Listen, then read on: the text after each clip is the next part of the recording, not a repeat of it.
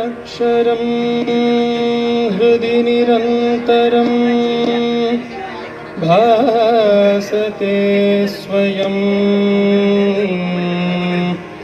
लिख्यते कथम् हृदयकुहरमध्ये केवलं ब्रह्ममात्रम् ह्यहमहमिति साक्षात् आत्मरूपेण भाति हृदि विषमनसा स्वं चिन्वतामजता वा पवनचलनिरोधात् आत्मनिष्ठो भवत्वम् अन्तरायतिमिरोपशान्तये शान्तपावनमचिन्त्य वैभवं तं नरं वपुषि कुञ्जरं मुखे मन्महे किमपि तुन्दिलं महः गुरुर्ब्रह्मा गुरुर्विष्णुः गुरुर्देवो महेश्वरः गुरुः साक्षात् परब्रह्म तस्मै श्रीगुरवे नमः। शारदा शारदाम्बोज वदना वदनाम्बुजे सर्वदा सर्वदास्माकं सन्निधिं सन्निधिं क्रियात् प्राकाचन्द्रसमानकान्तिवदना नागाधिराजस्तुता मूकानामपि कुर्वती सुरधुनि निकाशवाग्वैभवम् श्रीकाञ्चीनगरी विहाररसिका शोकापहन्त्री सदा यदा पुण्यवरं परा पशुपतेः आकारिणी राजते योऽन्तः प्रविश्य मम वाचमिमां प्रसूक्तां सञ्जीवयति अखिलशक्तिधरस्वधाम्नाम् अन्यां च हस्तचरणश्रवणत्वगादीं प्राणान्नमो भगवते पुरुषाय तुभ्यम्। ईश्वरो गुरुरात्मेति मूर्तिभेदविभागिने व्योमवद्व्याप्तदेहाय दक्षिणामूर्तये नमः। श्रुतिस्मृतिपुराणानाम् आलयं करुणालयं नमामि भगवत्पाद शङ्करं लोकशङ्करम्। सदाशिवसमारम्भां शङ्कराचार्यमध्यमाम् अस्मदाचार्यपर्यन्तां वन्दे गुरुपरम्पराम्। मातापिता युवतयस्तनया विभूतिः सर्वं यदेव नियमेन मदन्वयानाम्। अध्यस्य नः कुलपते वकुलाभिरामं श्रीमत्तदङ्घ्रियुगलं प्रणमामि मूर्ध्ना। लक्ष्मीनाथसमारम्भां नाथयामुनमध्यमाम् अस्मदाचार्यपर्यन्तां वन्दे गुरुपरम्पराम्। काषाय शोभिकमनीयशिखानिवेशं दण्डत्रयोज्ज्वलकरं विमलोपवीतम् उद्यद्दिनेशनिभमोल्लसदूर्ध्वपुण्ड्रं रूपं तवास्तु यतिराजदृशोर्ममाग्रे।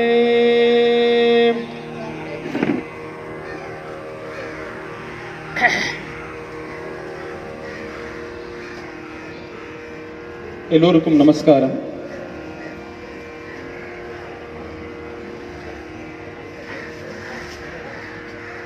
இங்கிலீஷ் தமிழ் ரெண்டுக்கு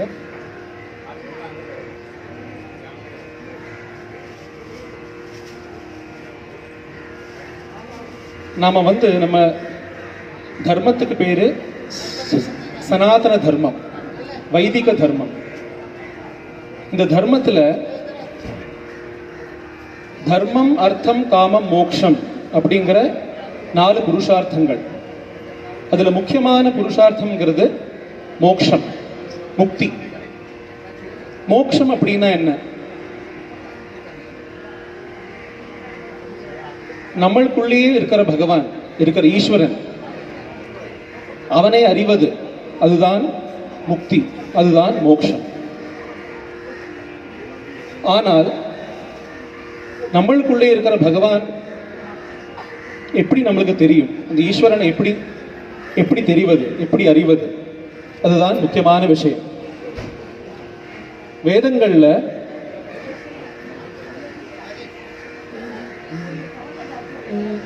தத்விஷ்ணோஃ பரமம் பதம் சதா பஷ்யந்தி சூரயः திவீவ சக்ஷுரா ததம் அப்படின்னு சொல்லியிருக்கு. தத்விஷ்ணோஹோ பரமம் பதம், இந்த சத்கதி, அந்த பரமபதம், அதுதான் பகவானுடைய இருப்பிடம். அந்த பரமபதம் என்பது நம்மளுக்குள்ளேயே இருக்கிற பரமபதம், அந்த சத்கதி. அந்த சத்கதியை எப்படி அடையிறது, அந்த பரமபதத்தை எப்படி அடையிறது? அதுதான் விஷ்ணுவுடைய இருப்பிடம். விஷ்ணு நாராயண சூக்தத்துல சகஸ்ரசீரிஷம் தேவம் விஸ்வாக்ஷம் விஸ்வசம்புவம் விஸ்வம் நாராயணம் தேவம் அக்ஷரம் பரமம் பதம் விஸ்வதः பரமான் நித்யம் விஸ்வம் நாராயணகும் ஹரிம் விஸ்வமேவேதம் புருஷஸ்தத் விஸ்வமுபஜீவதி அப்படின்னு சொல்லியிருக்கு. அதாவது எல்லா பிராணிஜாலங்களுக்குள்ளேயும் இருக்கிற பகவான், இந்த பகவான் இருக்கிற இடத்துக்கு பேரு பரமபதம். அந்த பரமபதத்தை அடைவது அதுதான் நம்மளுடைய முக்தி, மோக்ஷம், சத்கதி, the ultimate liberation. ஆனா அந்த நார்மல் கேஸ், இந்த நார்மல் சர்க்கம்ஸ்டான்சஸ் நம்ம அந்த பரமபதத்தை, சத்கதியை அடைய முடியறதில்லை, நம்மளுக்கு தெரியறதில்லை. இந்த பகவானுடைய இடம், பகவானுடைய இந்த பரமபதம் எங்க இருக்கு அப்படின்னு நம்மளால கண்டுபிடிக்க முடியறதில்லை. என்னத்தினால? உபனிஷத் சொல்றது பராஞ்சிகானி வ்யத்ருணத் ஸ்வயம்பூஹு பரான் பஷ்யதீன அந்தராத்மன். நம்மளுடைய சென்சரி ஆர்கன்ஸ், நம்மளுடைய எல்லா ஃபேக்கல்டிஸ், சென்சஸ் எல்லாமே they are outward. they are going towards the world, they are not inward looking, all of them are outward looking.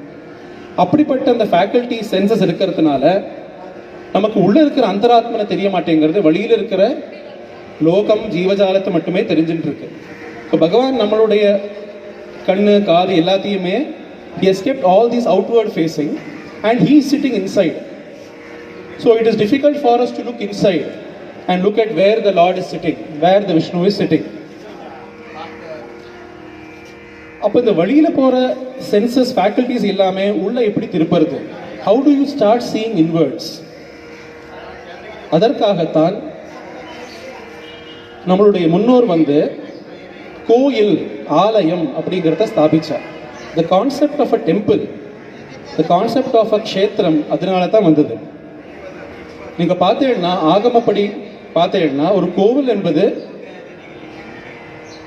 தேகத்துடைய ஒரு உருவம், மனுஷ சரீரத்தினுடைய உருவம் தான் கோயில். A human being lying in a sleeping posture பார்த்தீங்கன்னா, இந்த கால் என்பது கோபுரம், ஹிருதயம் என்பது கர்ப்பகிரகம்.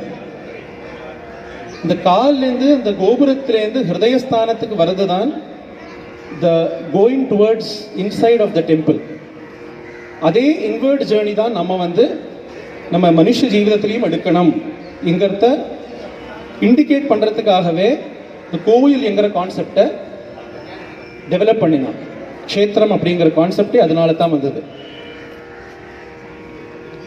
திருமூலர் திருமந்திரத்தில் உள்ளம் பெரும் கோயில் ஊனுடம்பு ஆலயம் வள்ளப்பிரானார்க்கு வாய்கோ தெள்ளத்தெளிந்தார்க்கு சீவன் சிவலிங்கம் கள்ளப்புலன் ஐந்தும் காலாமணி விளக்கே.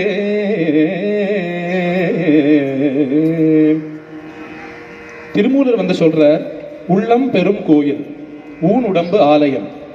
இந்த உடம்பு, நம்ம தேகம் மட்டும் ஆலயம். அதுக்குள்ளே இருக்கும் பகவான், ஈஸ்வரன் தான் சிவன், ஈஸ்வரன் தான் பரமாத்மா அப்படிங்கிறது திருமூலருடைய வாக்கு. அதே போல தேவோ தேவாலய புரோக்த ஜீவோ தேவ சனாதனஹ. தேகம் வந்து தேவாலயம், அதுக்குள்ள இருக்கிற ஜீவன் தான் ஈஸ்வரன். பகவான் கீதையில இதம் ஷரீரம் கௌந்தேய க்ஷேத்ரமித்யபிதீயதே. இந்த ஷரீரம் என்பதுதான் க்ஷேத்திரம், ஷரீரம் என்பதுதான் ஆலயம். அப்படிப்பட்ட அந்த ஆலயத்திலே இருக்கிற பகவான், அந்த ஈஸ்வரன், அந்த ஜீவன், அதுதான் இந்த பரமாத்மா விஷ்ணு. தத் விஷ்ணோ பரமம் பதம். இந்த பரமபதம் இது உள்ள இருக்கு. அந்த உள்ள இருக்கிற பரமபதத்தை நம்மளுக்கு கூட்டிட்டு போகிறதுக்காகத்தான் க்ஷேத்திரம் அப்படிங்கிற டெம்பிள் அப்படிங்கிற கான்செப்டையே நம்ம முன்னோர்கள் உண்டாக்கினார். இப்போ வந்து நம்ம டெம்பிள் அப்படிங்கிற இங்கிலீஷ் வார்த்தைக்கு what are the different meanings, நம்ம என்னெல்லாம் மீனிங் வச்சு கூப்பிடுறோம் இந்த டெம்பிள் அப்படிங்கிறத. க்ஷேத்திரம் அப்படின்னு சொல்றோம். இப்போ நம்ம பார்த்தோம் பகவானே கீதையில இதம் ஷரீரம் கௌந்தேய க்ஷேத்திரம் இத்யபிதீயதே. இந்த ஷரீரம் தான் க்ஷேத்திரம். அடுத்த வார்த்தை நம்ம யூஸ் பண்றது ஆலயம், தேவாலயம். ஆலயம் அப்படின்னா என்ன? ஆத்மா எங்க லயிக்கிறதோ அதுதான் ஆலயம். அந்த ஆத்மா, அந்த ஜீவன் எங்க அடங்கிறதோ, அந்த ஜீவனுக்கு சத்கதி, அந்த கதி எங்க இருக்கோ அந்த கதி உள்ள இடம் தான் ஆலயம். எத்திர ஆத்மா லீயதே தத்ர ஆலயம். நம்ம வேறொரு வார்த்தை உபயோகப்படுத்துறது கோயில். கோயில் அப்படின்னா என்ன? கோ அப்படின்னா ராஜா அப்படிங்கிற அர்த்தம். தமிழ் வார்த்தையில பார்த்தீங்கன்னா கோ, கோ மகன், கோமான் அப்படிங்கிற வார்த்தைகள் எல்லாமே ராஜாக்கு உபயோகப்படுத்துற வார்த்தைகள். இல் அப்படின்னா வீடு, இல்லாள், இல்லம், இது எல்லாமே இல்ங்கிற வார்த்தைன்னா வீடு அப்படின்னு அர்த்தம். இப்ப ராஜாவுடைய வீடு அதுதான் கோயில். எப்படிப்பட்ட ராஜா? இந்த லோகத்துக்கே இருக்கிற ராஜா இந்த பரமாத்மா, இந்த பகவான், இந்த மூணு புவனங்களையும் ஆள்ற ராஜா, சக்கரவர்த்தி. அந்த சக்கரவர்த்தியுடைய வீடு, மாளிகை, அதுதான் கோயில். ஸ்ரீ வைஷ்ணவ சம்பிரதாயத்துல கோயில் அப்படின்னு சொன்னாலே ஸ்ரீரங்கம் தான். கோயில்ங்கிற வார்த்தைக்கே ஸ்ரீரங்கம் அப்படின்னு தான் அர்த்தம்.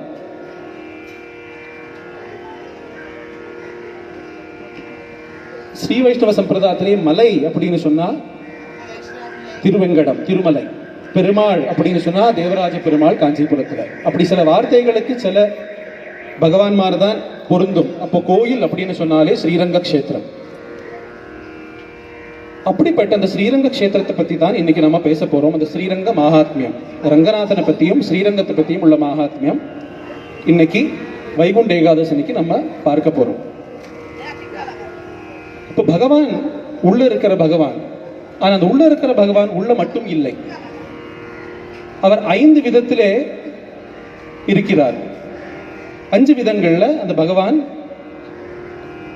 நிறைந்து நிற்கிறார். அது ஏது 5 விதங்கள்? பரம், வியூகம், விபவம், அந்தர்யாமி, அர்ச்சை அப்படிங்கிற 5 விதங்கள்ல பகவான் நிறைஞ்சு நிற்கார். பரம் அப்படின்னா பரமபதத்துல ஸ்ரீவைகுண்டத்தில் இருக்கிற பகவான், அதுதான் பரம். வியூகம் அப்படின்னா திருப்பார்கடல்ல இருக்கிற அனந்தசாயி பகவான், அதுதான் வியூகம். விபவம் அப்படின்னா பகவான் இறங்கி வருது, மனுஷாளுக்கு வேண்டி அவதாரம் பண்றது. விதவிதமான அவதாரங்கள், மத்ய கூர்ம வராக நரசிம்மாதி அவதாரங்கள் பண்ணி பூமியில வந்து மனுஷாளுக்கு அனுகிரகம் பண்றது விபவம். அந்தர்யாமினா எல்லாருக்கும் உள்ளத்திலே இருக்கிற பகவான். நம்ம சொன்னோம் இல்லையா, இப்ப உள்ளத்தில் இருக்கிற பகவான் அப்படின்னு, அது அந்தர்யாமி அவதாரம். அது அந்தர்யாமி ரூபத்துல பகவான் இருக்கார். ஆனா இந்த அந்தர்யாமி இருக்கிற பகவானையும் நம்மளால பார்க்க முடியலை, விபவமா இருக்கிற பகவானையும் நம்மளால பார்க்க முடியாது. ஏன்னா நம்ம ராமாவதாரம் கிருஷ்ணாவதாரம் ஆல்ரெடி ஆயிடுத்து, அந்த அவதாரங்கள் இப்ப இல்லை. அப்ப அந்த விபவமான அவதாரத்தை பார்க்கணும்னா அந்த யுகத்துல பிறக்கணும். இப்ப நம்ம அந்த யுகத்தில் இல்லை. அந்த விபவமான அவதாரத்தையும் பார்க்க முடியாது, அந்தர்யாமியும் பார்க்க முடியறதில்லை, பரத்தையும் வியூகத்தையும் நம்மளால பார்க்க முடியாது. ஏன்னா ஸ்ரீவைகுண்டத்திலையும் திருப்பார்கடலையும் நம்ம போகலை. இப்போ நம்ம பூமியில் இருக்கோம்.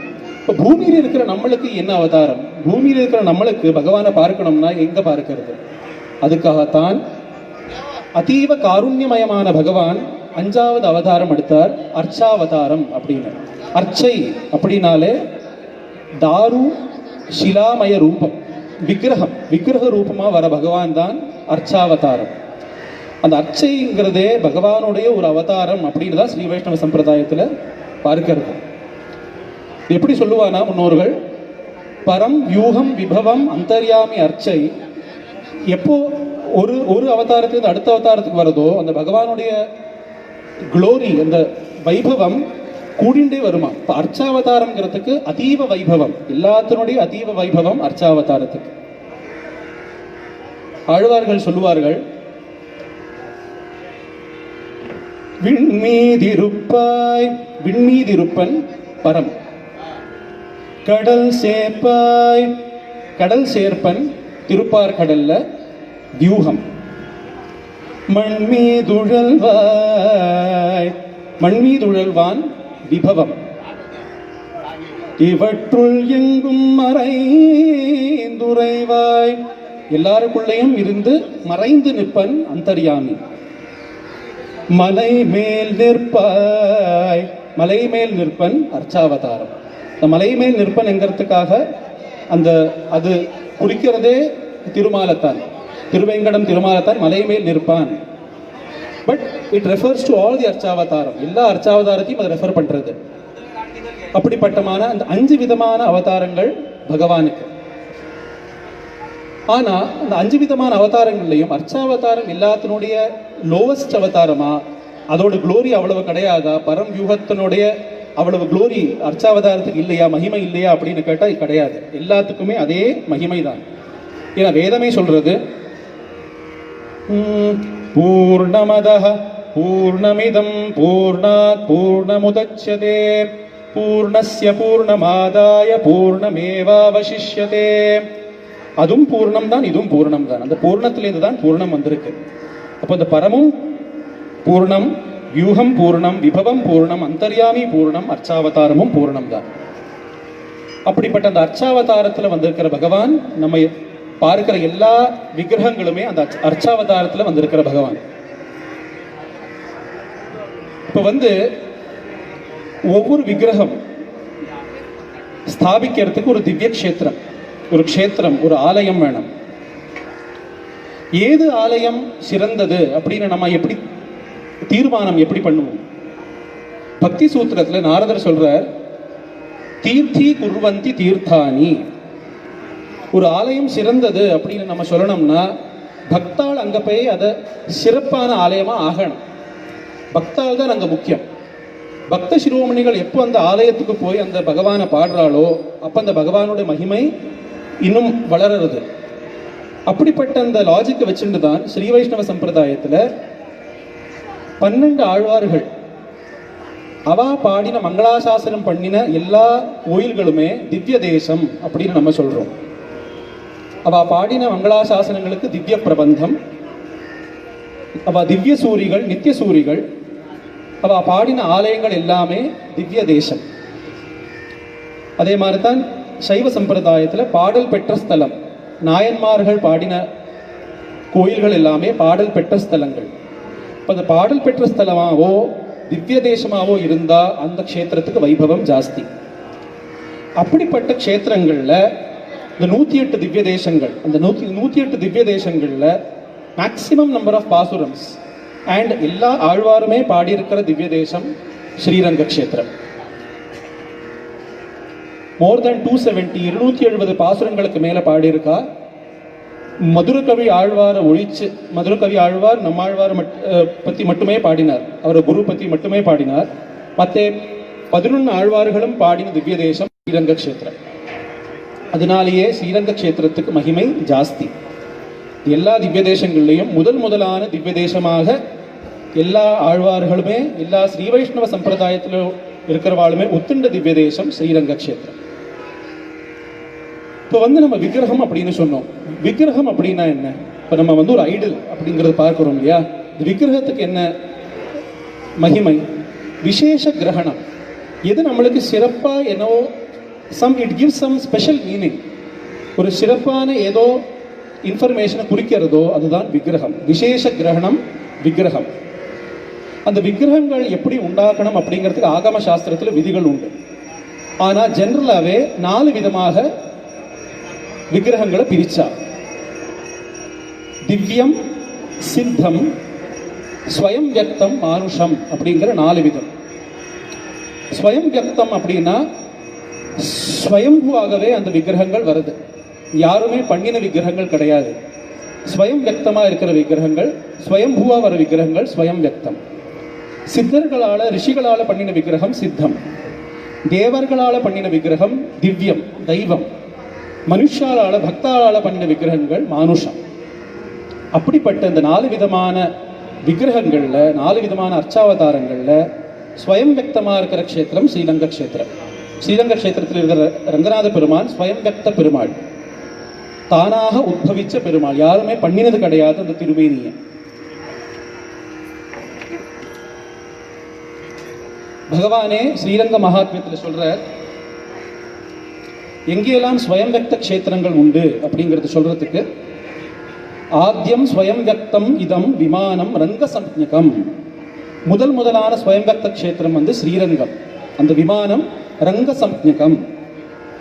அதுக்கப்புறம் எங்கெல்லாம் வந்திருக்கு, ஸ்ரீமுஷ்ணம், வெங்கடாத்ரிம், திருமலை பெருமாள் கூட ஸ்வயம் வியக்த பெருமாள், வெங்கடாத்ரிம், சாலக்கிராமம், நைமிஷம், தோதாத்ரிம், புஷ்கரம் சைவ, நரநாராயணாஸ்ரயம், அஷ்டௌமே மூர்த்தயः சந்தி ஸ்வயம் வியக்தா மஹீதலே. இப்படி 8 விதமான ஸ்வயம் வியக்த க்ஷேத்திரங்கள். அந்த 8 விதமான ஸ்வயம் வியக்த க்ஷேத்திரங்கள்ல முக்கியமானதாக விளங்குறது ஸ்ரீரங்க க்ஷேத்திர பெருமானும் வெங்கடாத்ரி திருமலை வெங்கடாஜலபதி பெருமாளும். இப்போ வந்து இந்த இடத்துக்கு, இந்த க்ஷேத்திரத்துக்கு ஸ்ரீரங்கம் அப்படின்னு ஏன் பேர் வந்தது?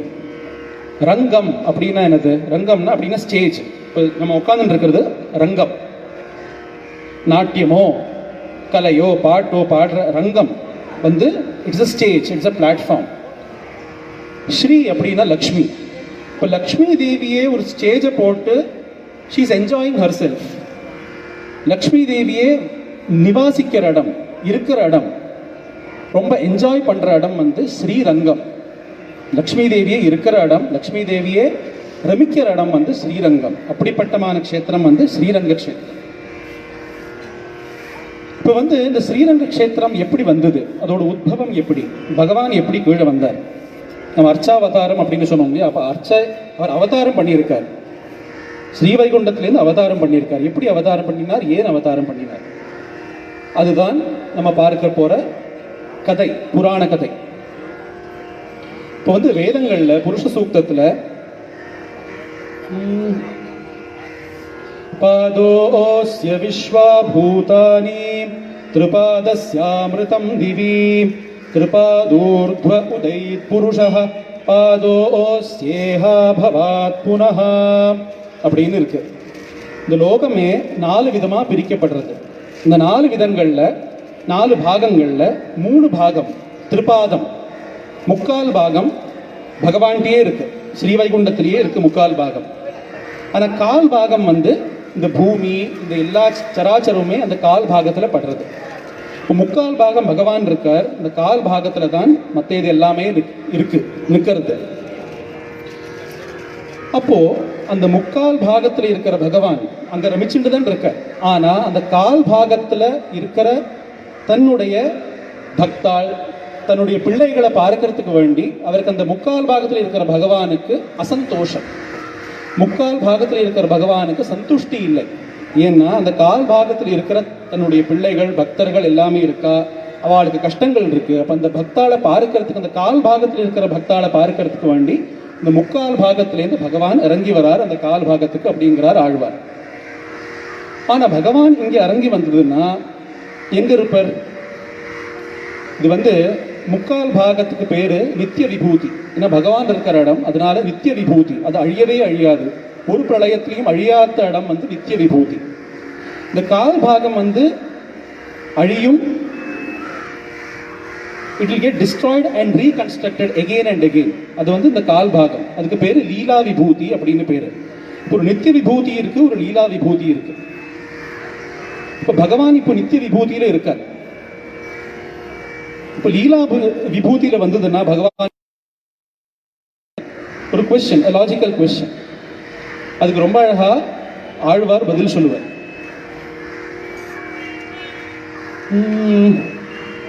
பச்சை மாமலை போல் மேனி பவளவாய் கமலச்செங்கண் அச்சுதா அமரரேரே ஆயர்த்தம் கொழுந்தே என்னும் இச்சுவை தவிர யான் போய் இந்திர லோகம் ஆளும் அச்சுவை பெரினும் வேண்டேன் அரங்கமா நகருளானே.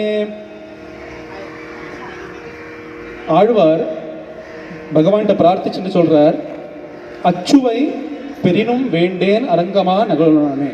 பகவான் சொல்றார், நீ என்னோட பிரிய பக்தன், என்னோட நித்திய விபூதிக்கு வந்து விடு, நீ உனக்கு நான் நித்திய விபூதியை அளிக்கிறேன், பிரதானம் பண்றேன். ஆழ்வார் சொல்றார், எனக்கு அந்த நித்திய விபூதி வேண்டாம், அச்சுவை பெரினும் வேண்டேன் அரங்கமா நகருளானே. அச்சுவை வேண்டாம்னா உனக்கு இங்கே லீலா விபூதியிலே இருக்கணுமா, பூமியிலே இருக்கணுமா?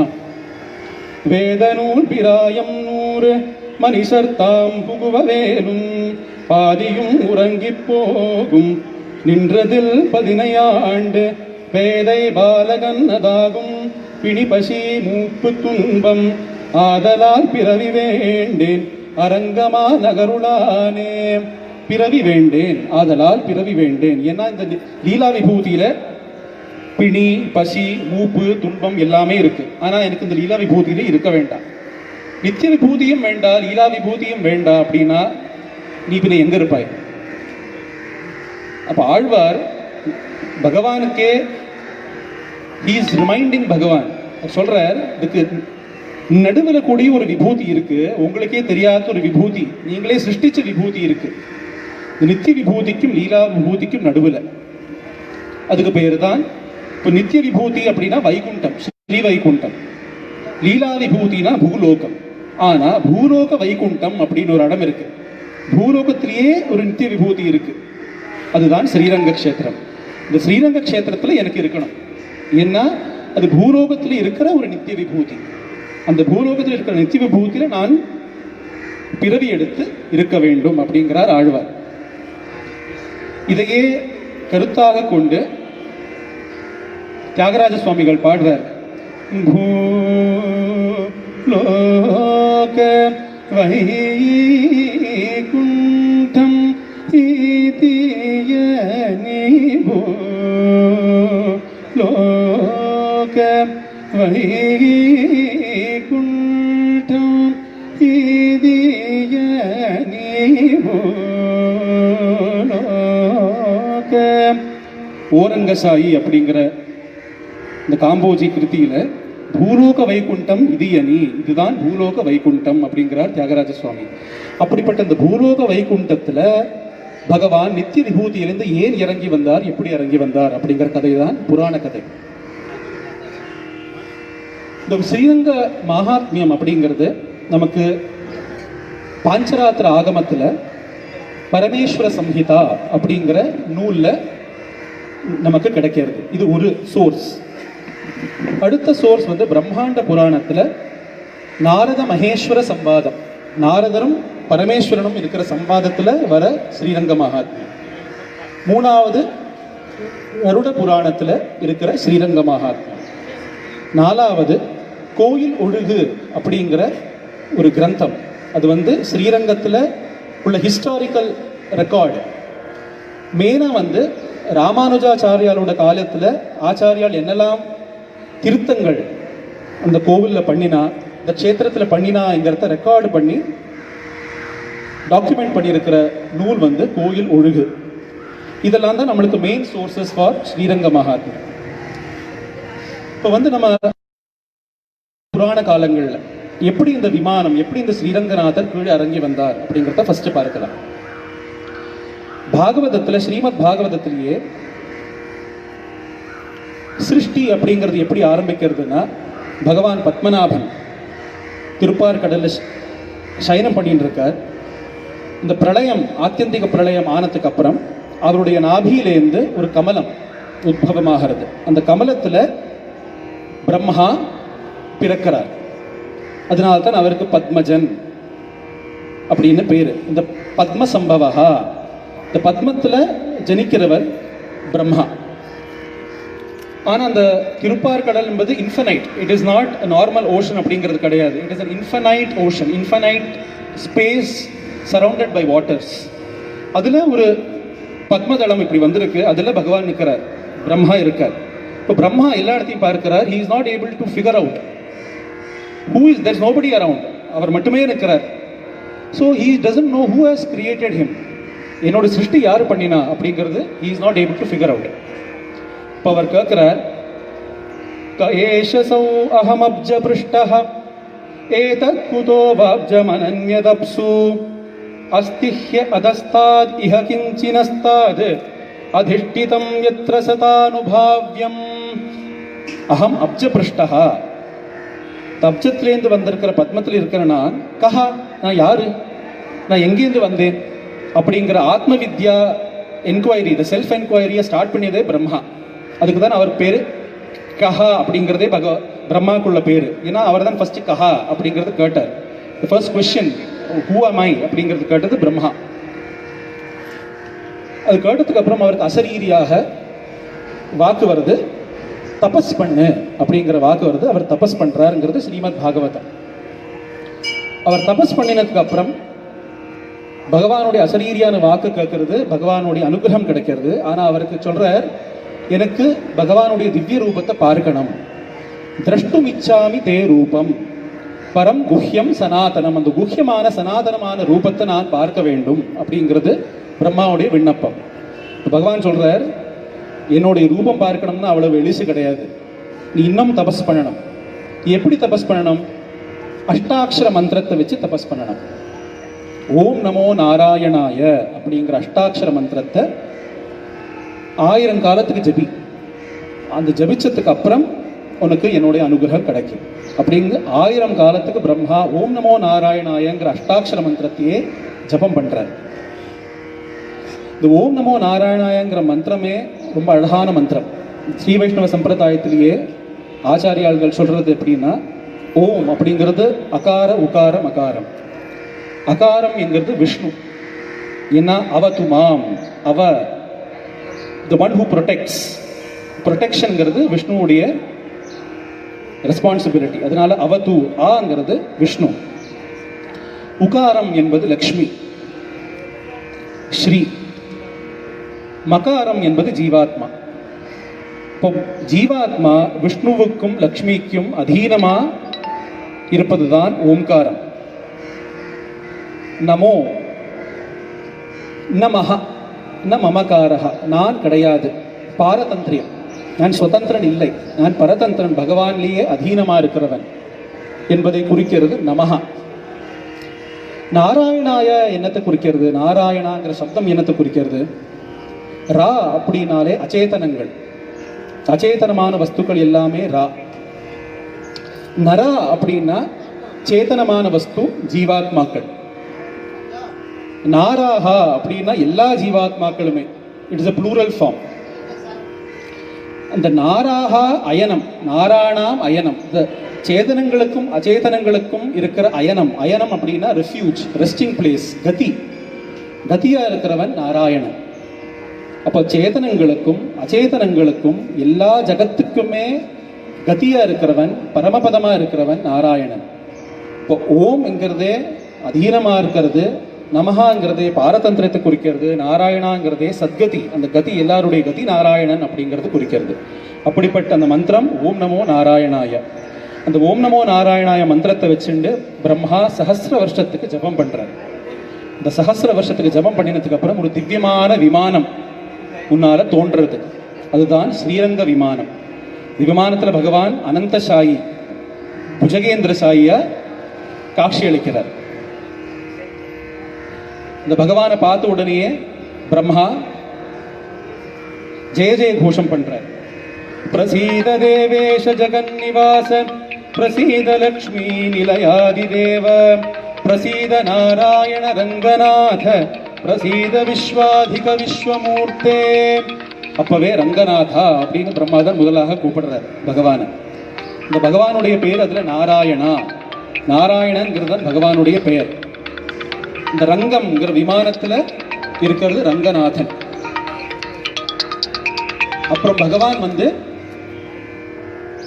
பிரம்மா பகவானை பிரார்த்திக்கிறார், இப்படிப்பட்ட இந்த திவ்யமான ரூபம் எனக்கு பிரார்த்தனை, எனக்கு டெய்லி பூஜை பண்றதுக்கு அர்ச்சனை பண்றதுக்குள்ள விக்கிரகமா நீங்க வரணும் அப்படிங்கிறத பிரார்த்திச்சதுக்கு அப்புறம் பகவான் அந்த திவ்யமான ரூபத்திலேருந்து அர்ச்சாவதாரமா வராது. அர்ச்சாத்மனா அவதீர்ணோஸ்மி தவ அனுகிரக காமியா, உனக்கு அனுகிரகம் பண்றதுக்காகவே நான் அர்ச்சாவதாரமாக வரேன் அப்படிங்கிறது அந்த விமானம் அர்ச்சாவதார ரூபமாக பிரம்மாட்ட வருது. இந்த பிரம்மா பல காலத்துக்கு அந்த விக்கிரக இந்த விமானத்தை ஸ்ரீரங்க விமானத்தை பூஜை பண்ணிட்டு வரார். பிரம்மாவே பூஜை பண்ணிட்டு வரார். பூஜை பண்ற விக்கிரகம் விமானம், ஸ்ரீரங்க விமானம். அது எப்படிப்பட்ட விமானம்? பிரணவகார திவ்ய விமானம், பிரணவாகாரமான விமானம். ஓம்காரம் அப்படிங்கிறது நம்ம தமிழ்ல ஓம் எழுதினா எப்படி இருக்குமோ அப்படி இருக்கும் அந்த விமானத்துடைய ஆகாரம், அதன் பிரணவாகாரம். அப்படிப்பட்ட திவ்யமான விமானம். அந்த விமானத்தை பிரம்மா பூஜை பண்ணிட்டு வரார். பிரம்மாக்கு அப்புறம் விவஸ்வான் சூரியன், பிரம்மாவுடைய பிள்ளை சூரியன் பூஜை பண்ணிட்டு வரார். அதுக்கப்புறம் மனு, விவஸ்வானுடைய பிள்ளை மனு. அதுக்கப்புறம் இக்ஷ்வாகு. இது வந்து பகவத்கீதையிலேயே இமம் விவஸ்வதே யோகம் புரோக்தவானகம் அவ்யயம் விவஸ்வான் மனவே பிராஹா மனு இக்ஷ்வாகவே பிரவீத். அந்த லீனியேஜ் அது வந்து பகவானே சொல்லிட்டு வர்றார் கீதையில. அப்போ பிரம்மாட்டேந்து சூரியனுக்கு, சூரியன்டேந்து மனுவுக்கு, மனுட்டேந்து இக்ஷ்வாகுக்கு அந்த விக்கிரகம் அந்த விமானம் வருது. இக்ஷ்வாகு குலத்துல பிறந்தவன் ராமன். இப்ப இக்ஷ்வாகு மகாராஜா வந்து அந்த ஸ்ரீரங்க விமானத்தை அயோத்தியில ஸ்தாபனம் பண்றார். பல வருடங்களுக்கு அப்புறம் தசரதனும் ராமனும் பூஜை பண்ணிட்டு இருந்த விக்கிரகம் ஸ்ரீரங்க விமானம். ஸ்ரீரங்கநாதன் குல தெய்வம், இக்ஷ்வாகு குலத்துக்கே தெய்வமா இருக்கிறவன் ஸ்ரீரங்கநாதன். இது வந்து வால்மீகி ராமாயணத்துல கூட பட்டாபிஷேகத்தினுடைய முதல் நாள், the previous day of the பட்டாபிஷேகம், அவ வந்து சீதையும் ராமனும் விரதம் எடுக்கணும், தீட்சை எடுக்கணும். இப்போ வசிஷ்டர் வந்து அந்த அவ கிரகத்துக்கு போய் அவளுக்கு உபதேசம் பண்ற, என்னெல்லாம் விரதங்கள் நீங்கள் எப்படிலாம் எடுக்கணுங்கிறது. அதுல விரதங்கள்லாம் எடுத்துட்டு வால்மீகி சொல்ற, கதே புரோஹிதே ராமஹ ஸ்நாதோ நியதமானசஹ சகபத்னியா விஷாலாக்ஷியா நாராயணம் உபாகமது அப்படிங்கிறார்.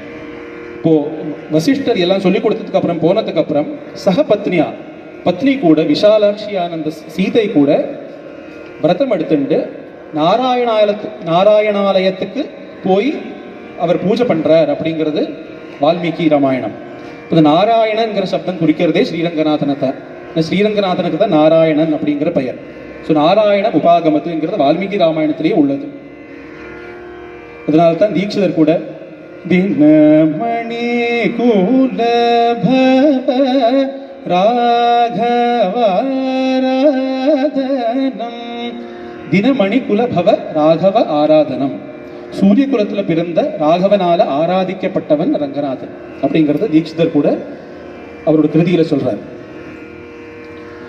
வேதாந்த தேசிகர் ஹம்ச சந்தேசம் அப்படிங்கிற கிரந்தத்துல அந்த ஹம்ச சந்தேசம்ங்கிறது ராமர் வந்து ஒரு ஹம்ச தூதமா விடுறார் சீதைட்ட போறதுக்கு.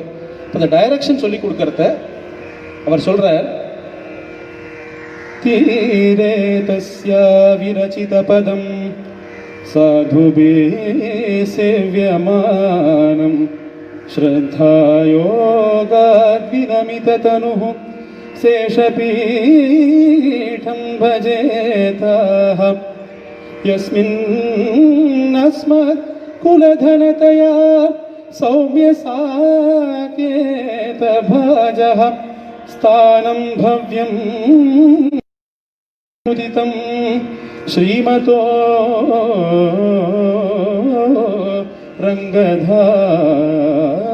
ரங்கதாம்னாஹ. ஹம்சத்திட்ட சொல்றார், நீ போற வழியில காவேரி தீரத்துல சேஷபீடம் அப்படிங்கிற ஒரு இடம், திவ்யமான இடம் இருக்கு. அந்த சேஷபீடத்துல சேவிச்சுண்டு பூஜை பண்ணினதுக்கு அப்புறம் நீ முன்னால போவாய். அவர் இதுலயும் சொல்றார், பிற்காலத்தில் இந்த சேஷபீடத்தில் ரங்கநாதன் என்னால் ஸ்தாபிக்கப்படுவான், என்கிட்ட இருக்கிற ரங்கநாத பெருமாள் இந்த சேஷபீடத்துக்கு வருவார் அப்படிங்கிறது ஹம்ச சந்தேசத்தில் சொல்றார். அதுக்கப்புறம் ராவணவதம் எல்லாம் ஆனதுக்கு பிறகு பட்டாபிஷேக மகோத்சவத்தில் விபீஷணனுக்கு பகவான் இந்த விமானத்தை பரிசாக அளிக்கிறார். விபீஷணனுக்கு ஸ்ரீராம பிரபு ஸ்ரீரங்க விமானத்தை பரிசாக அளிக்கிறார். விபீஷணன் அதை இலங்கையில் ஸ்தாபிக்கிறதுக்கு வேண்டியே கொண்டு வரார். ஆனால் ஆன் த வே அவர் வர வரையில் காவேரி தீரத்தில், இந்த காவேரி கொள்ளிடம் அப்படிங்கிற இந்த ஐலண்ட் இருக்கு இல்லையா, அங்கே வந்து அவர் ஸ்தாபிச்சுட்டு தன்னோட சந்தியா உபாசனைகளை பண்ணுறதுக்கு வேண்டி அங்கே ஸ்தாபிக்கிறார் ஸ்ரீரங்க விமானத்தை. சந்தியா பண்ணினதுக்கு அப்புறம் வரச்சே அது அங்கேயே திருடமாக இட் கெட்ஸ் எஸ்டாப்ளிஷ்ட் தேர். அது வந்து அங்கேயே திரும்பி வரதில்லை, ஏன்னா பகவானுக்கு அங்கதான் இருக்கணும் அப்படிங்கிறது இச்சை. விபீஷணனுக்கு ஒரே துக்கம், ஏன்னா இலங்கையில ஸ்தாபிக்கணும் அப்படிங்கிறதுக்காகவே கொண்டு வரேன். இப்போ பகவான் he assures விபீஷணா, நான் வந்து உன்னையே பார்த்துட்டு இருப்பேன், உனக்கே கடாட்சம் பண்ணிட்டு இருப்பேன். அதனால தான் நம்ம ஸ்ரீரங்கநாதனுடைய சயன கோலத்தை பார்த்தோம்னா அவர் வந்து பார்த்துட்டு இருக்கிற திசை தெற்கு திசை. he is facing the south, west ஈஸ்டா தான் படுத்துட்டு இருப்பார். அவரோட முடி வெஸ்ட் சைடில், பாதங்கள் ஈஸ்ட் சைடில், and is facing the back towards the north. இதையே ஆழ்வார் ரொம்ப அழகா சொல்லுவார்.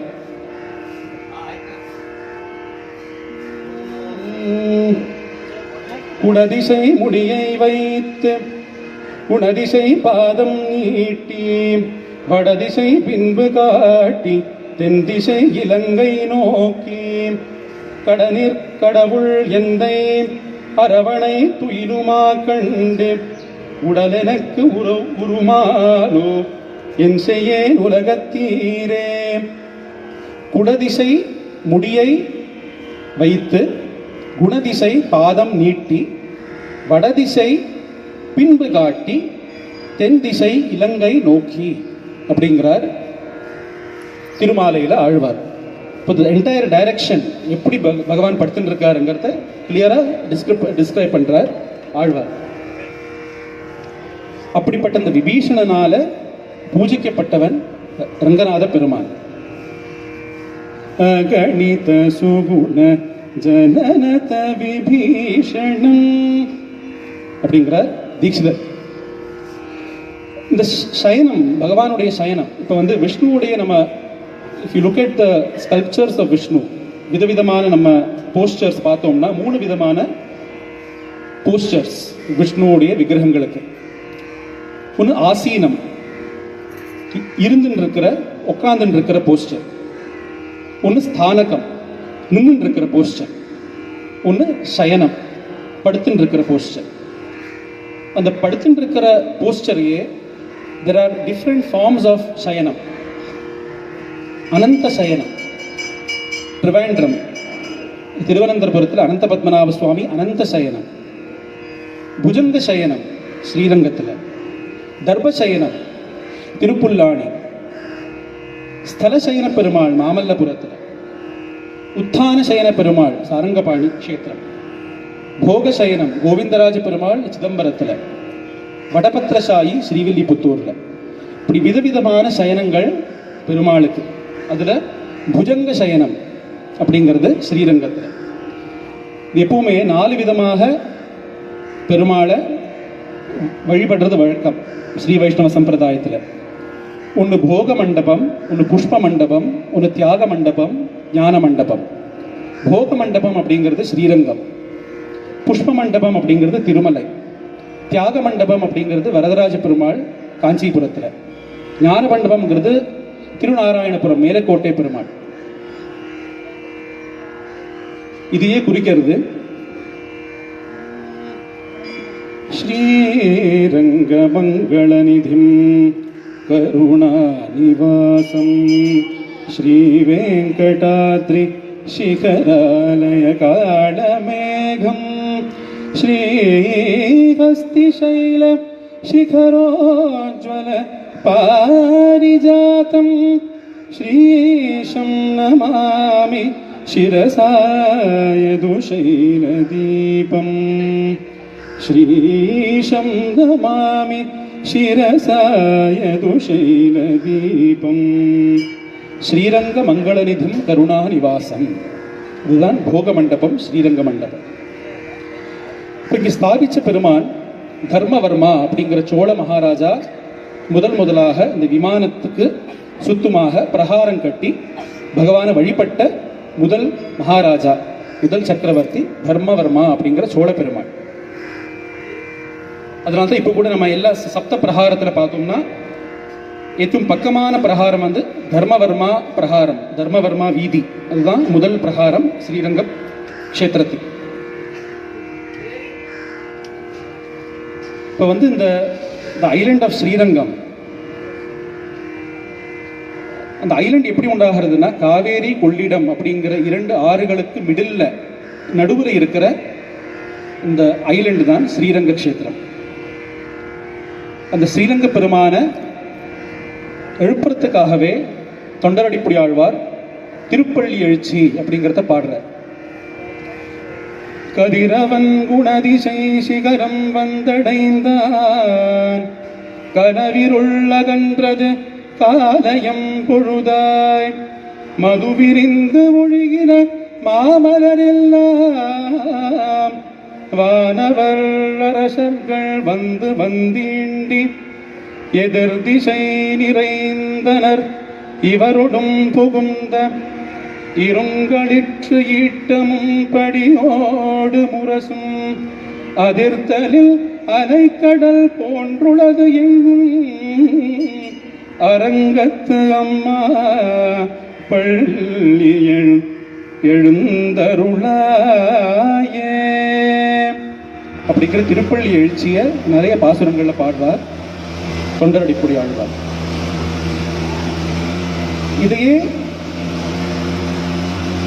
இதையே கொண்டு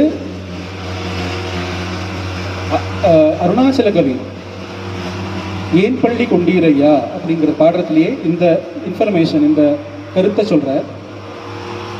ஆம்பல் பூத்தசய பருவத மடுவிலே அவதரித்த 2 ஆற்றின் நடுவிலே, 2 ஆற்றின் நடுவிலே, ஆம்பல் பூத்தசைய பருவத மடுவிலே அவதரித்த 2 ஆற்றின் நடுவிலே. ஆம்பல் பூத்தசைய பருவத மடுவிலே அவதரித்த 2 ஆற்றின் நடுவிலே ஏன் பள்ளி கொண்டீரையா ஸ்ரீரங்கநாதா ஏன் பள்ளி கொண்டீரையா. பிற்காலத்தில் இந்த ரங்கநாத பெருமாளுடைய ஆலயம் வந்து because of floods and other natural disasters அது வந்து பூமிக்கு அடியில் போயிடுது. இன் ஐலண்ட் இல்லையா, it is covered by water all the time. So the flood ஆனதுக்கு அப்புறம் it went within the earth. அதுக்கப்புறம் வந்து கிளிசோழ சக்கரவர்த்தி அவருடைய காலத்தில் தான் திரும்பி உத்தானம் பட்டு இட் வாஸ் ரீஎஸ்டாப்ளிஷ்ட், ரீஇன்ஸ்டால்டு ஸ்ரீரங்க க்ஷேத்திரம். அது வந்து ஒரு கிளி, அது வந்து சொல்லிக் கொடுக்கறது சோழ பெருமாளுக்கு இந்த இடத்துல தான் ஸ்ரீரங்க க்ஷேத்திரம் இருக்கு அப்படிங்கிறது. காவேரி விரஜாசேயம் வைகுண்டம் ரங்கமந்திரம் சா வாசுதேவோ ரங்கேஷः பிரத்யக்ஷம் பரமம் பதம் விமானம் பிரணவாகாரம் வேதஸ்ருங்கம் மகாத்புதம் ஸ்ரீரங்கசாயி பகவான் பிரணவார்த்த பிரகாசகः.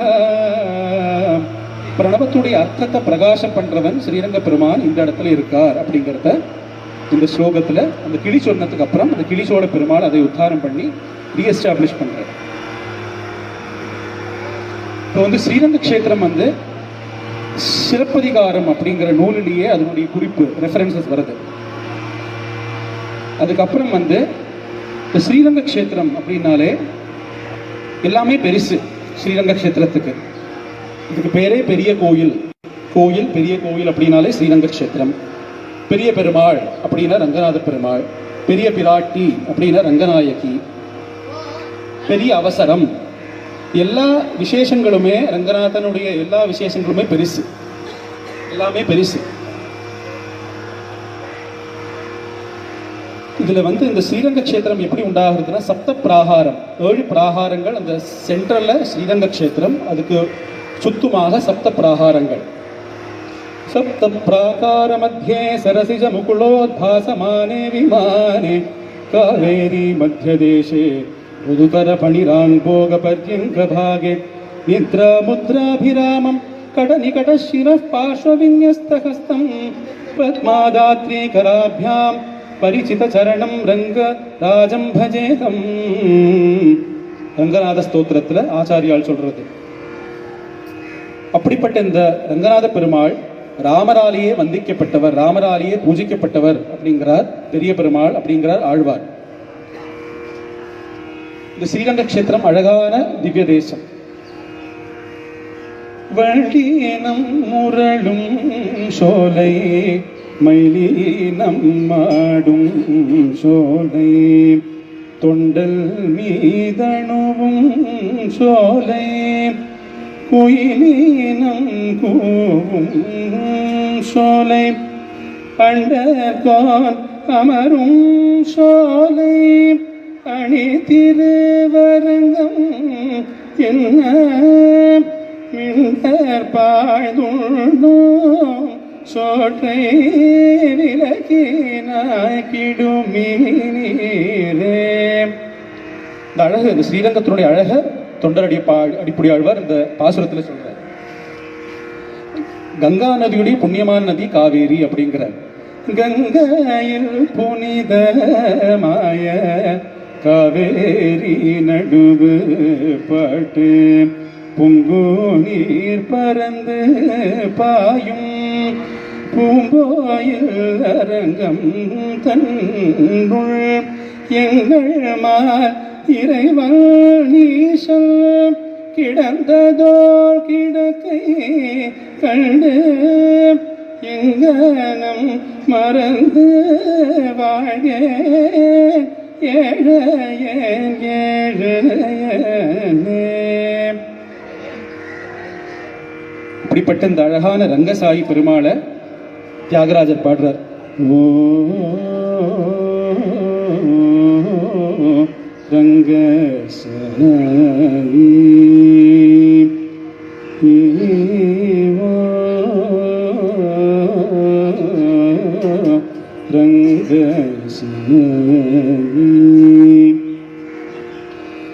இந்த ரங்கசாயி பெருமாள், ரங்கநாத பெருமாள் 5 க்ஷேத்திரங்கள் இருக்கார். பஞ்சரங்க க்ஷேத்திரம் அப்படின்னு சொல்லுவார். எங்கெல்லாம் wherever there is an island formation, Kaveri தீரத்தில் எங்கெல்லாம் ஐலண்ட் ஃபார்மேஷன் நடக்கிறதோ அது எல்லாமே ஸ்ரீ ரங்கக்ஷேத்திரம், பஞ்சரங்க க்ஷேத்திரம்.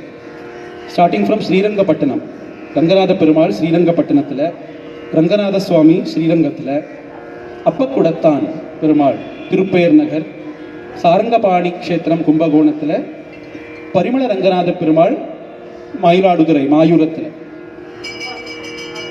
இப்படிப்பட்ட இந்த ரங்கநாதர் மூலவர் ரங்கநாத பெருமாள் கிருஷ்ணாவதாரம். உற்சவமூர்த்தி நம் பெருமாள் ராமாவதாரம். ரங்கநாதரையே ராமாவதாரமாகத்தான் எல்லாருமே பார்த்திருக்கா. இந்த நம்பெருமாள் வந்து ராமாவதாரம். அதனால்தான் ரங்கபுர விஹார ஜய கோதண்ட ராமாவதார ரகுவீர ஸ்ரீரங்க தூர விஹார. ரங்கபுர விஹாரா ஜெய கோதண்ட ராமாவதாரா அப்படிங்கிறார் தீட்சிதர். நம்ம பார்த்தோம், முதலான திவ்ய தேசம், எல்லா திவ்ய தேசங்களையும் சிறந்ததான திவ்ய தேசம். இங்க தாயார் வந்து ரங்கநாயகி தாயார், பெரிய பிராட்டி. இங்க வந்து 3 தாயார் அப்படின்னு மெயினா இருக்கிற தாயார் வந்து ரங்கநாயகி. சோழ குலவள்ளி, சோழ பெருமாளுடைய புதல்வியான அமலவள்ளி தாயார் 2ஆம் தாயார்.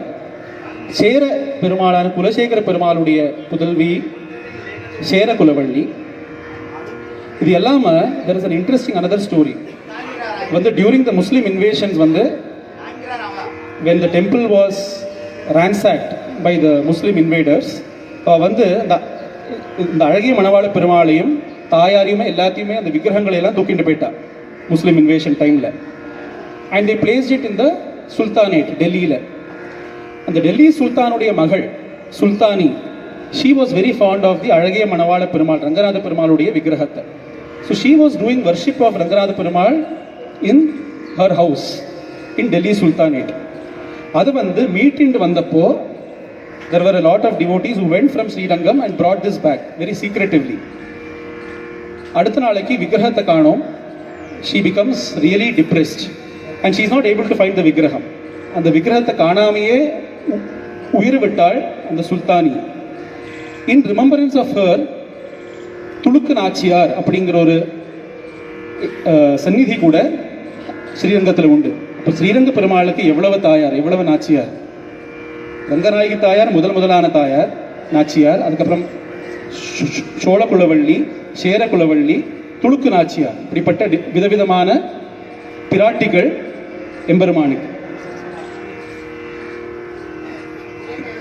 இதை வைத்துக்கொண்டே ஆதி பிரம்மோற்சவம் சமயத்தில் வந்து ஒரு நாளைக்கு பகவான் கமலவள்ளி தாயாரை பார்க்கறதுக்காக கொள்ளிடத்தை தாண்டி போவார். தாண்டி போயிட்டு திரும்பி வருவார். ரங்கநாயகி தாயாருக்கு தெரியாம. அந்த 9ஆம் நாள் வந்து அவ 2 பேருக்குள்ள இருக்கிற பிரணய கலகம், பிரணயமும் இருக்கு கலகமும் இருக்கு. ஏன்னா பிராட்டிகிட்ட சொல்லாம பகவான் போயிட்டு திரும்பி வரார் அப்படிங்கிறத குறிக்கிறதுக்காகவே கலகம். அந்த கலகத்தை தீர்த்து வைப்பார் நம்மாழ்வார். இந்த நம்மாழ்வார் தீர்த்து வைக்கிற அந்த உற்சவம் கூட இப்ப பிரம்மோற்சவத்துல நடக்கிறது உண்டு. இப்போ வந்து இந்த வைகுண்ட ஏகாதசி அப்படிங்கிறது ஸ்ரீரங்கத்தில் விசேஷமாக, எல்லா பெருமாள் கோவிலையும் விசேஷமானது. ஸ்ரீரங்கத்தில் கூட பரமபத வாசல் அப்படிங்கிறத தொடர்ந்து பகவான் அந்த பரமபத வாசல் கூடி போறார். யாரெல்லாம் அந்த பரமபத வாசல் கூடி போறாரோ அவளுக்கெல்லாம் வைகுண்ட பிராப்தி அப்படிங்கிறது ஐதீகம் வைகுண்ட ஏகாதசிக்கு. ஆனால் ஸ்ரீரங்கத்தில் வந்து பகல் 10 ரா 10 அப்படிங்கிற உற்சவம் நடக்கும். 10 நாள் முன்னால வைகுண்ட ஏகாதசிக்கு, 10ஆவது நாள் ஏகாதசி 10 நாள் பின்னால அப்படிங்கிறது இந்த பகல் 10 ரா 10 உற்சவம். அத்தியனோத்சவம் அப்படிங்கிறது பெயர். இந்த அத்தியனோத்சவத்தினுடைய ஐதீகம் என்னன்னா, திருமங்கை ஆழ்வார் அவருடைய சமயத்தில் வந்து that was a time when the பாசுரம்ஸ் எல்லாம் it has gone into obscurity. யாருமே திவ்ய பிரபந்தத்தையோ பாசுரத்தையோ பாடுறதில்லை.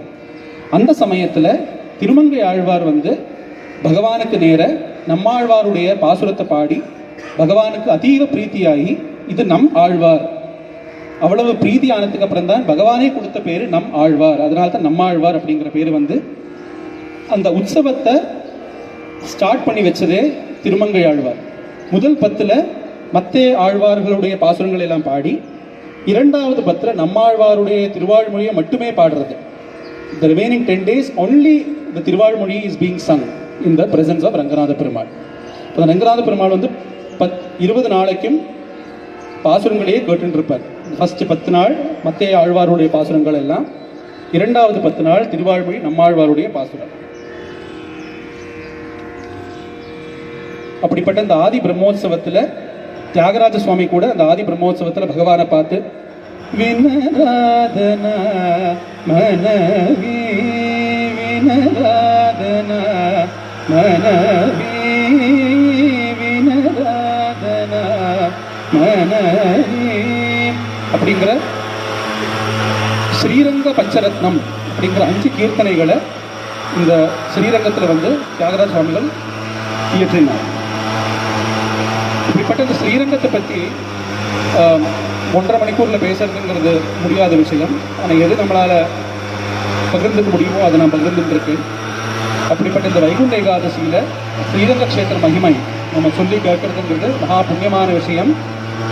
இது எல்லாருக்குமே சத்கதி, திருவேங்கடமுடையானுடைய ரங்கநாதனுடைய அனுகிரகத்தினால எல்லாருக்கும் சத்கதி கிடைக்கட்டும் அப்படிங்கிற பிரார்த்திச்சுட்டு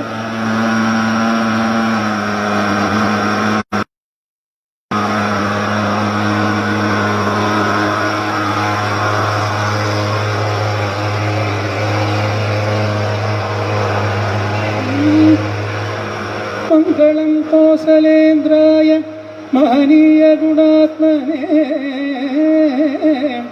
சக்கரவர்த்தி தனோஜாய சார்வபௌமாய மங்களம் लक्ष्मी शरणलक्षांग साक्षात् श्रीवत्सवक्षसे क्षेमंगराय सर्वेषां श्रीरंगेशाय मंगलम् श्रियकान्ताय कल्याणनिधये निधयेऽर्थिनां श्रीवेङ्कटनिवासाय श्रीनिवासाय मङ्गलम् मङ्गलाशासनपरैः मदाचार्य पुरोगमैः सर्वैश्च पूर्वैराचार्यैः सत्कृतायास्तु मङ्गलम् सत्कृतायास्तु मङ्गलम् सत्कृतायास्तु मङ्गलम्